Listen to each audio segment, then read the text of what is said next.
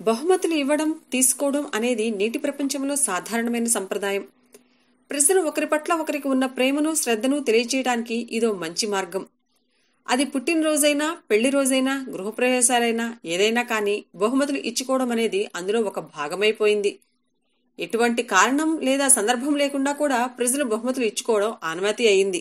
ఏ సందర్భం ఉన్నా బహుమతి ఇవ్వడం అనేది తీసుకునేవారు బాగుండాలని కోరుకోవడానికి ఇదో మంచి మార్గం.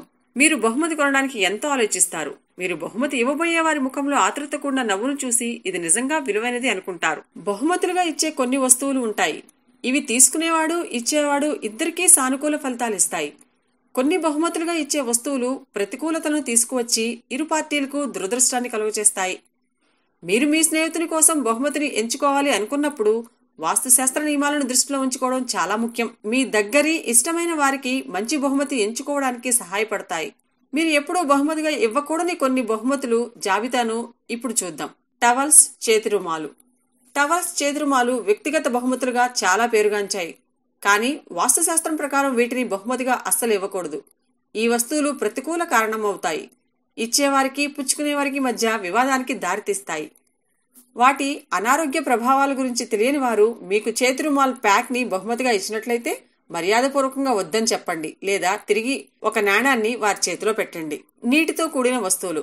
ఎక్వేరియం, ఫిష్ బౌల్స్, చిన్న చిన్న ఫౌంటైన్లు వంటివి సాధారణంగా ఇచ్చే బహుమతులు.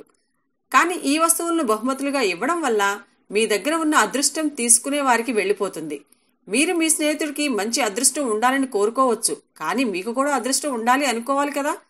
నీటికి సంబంధించిన వస్తువులను బహుమతులుగా ఇవ్వడం వల్ల తరచుగా ఆర్థికపరమైన నష్టాలు వస్తాయి.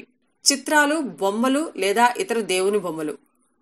పెళ్లిళ్ళు, గృహప్రవేశాలు జరిగినప్పుడు దేవునికి సంబంధించిన బహుమతులు అందుకుంటారు. అది మంచి బహుమతే కావచ్చు, కానీ అది అంత అద్భుతమైనదేమీ కాదు. మీరు చిత్రాలు లేదా దేవుని బొమ్మలు బహుమతిగా ఇస్తే దానిని అందుకున్న వారికి వాటిని భద్రపరచడం ఎలాగో తెలియదు. ఇది ఇద్దరికీ ప్రతికూలతని, దురదృష్టాన్ని సృష్టింపచేస్తుంది. కాబట్టి మీరు నిజంగా ఒక చిత్రం లేదా దేవుని బొమ్మ బహుమతిగా ఇవ్వాలి అనుకుంటే అది ఎంత జాగ్రత్తగా చూసుకోవాలి వారికి వివరించడం కూడా చేయాలి. మీరు అలాంటి బహుమతులు తీసుకుని ఉంటే ఆ గ్రంథాలను అనుసరించి వాటిని జాగ్రత్తగా చూసుకోండి. పనికి సంబంధించిన వస్తువులు. పనికి సంబంధించిన వస్తువులను ఇచ్చినట్లయితే వాటి వల్ల మీ పని పతనమవుతుంది. మీరు ఒక రచయితగా లేదా క్రియేటివ్ ఫీల్డ్లో పనిచేస్తుంటే పెన్నులు, పుస్తకాల వంటి బహుమతులు ఎప్పుడూ ఇవ్వకండి.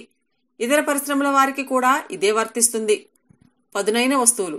బహుమతి దుకాణాల్లో ఫ్యాన్సీ చాకులు, కత్తులు చూసే ఉంటారు, కానీ వీటిని కొని మీ దగ్గర వారికి బహుమతిగా ఇవ్వడం ఎప్పుడు చేయకండి. పదునైన కోణాలు గల వస్తువులు ఇంటిలో ప్రతికూలతలను సూచిస్తాయి, దురదృష్టములను కలిగించి వెంటనే అనారోగ్య ఫలితాలు పొందేటట్టు చేస్తాయి. వీటి వల్ల మీ అనుబంధంలో సమస్యలు కూడా రావచ్చు. కాబట్టి మీరు ఎప్పుడూ పదునైన వస్తువులను బహుమతులుగా ఇవ్వద్దు. మీరు వాటిని తిరస్కరించడం మంచిది.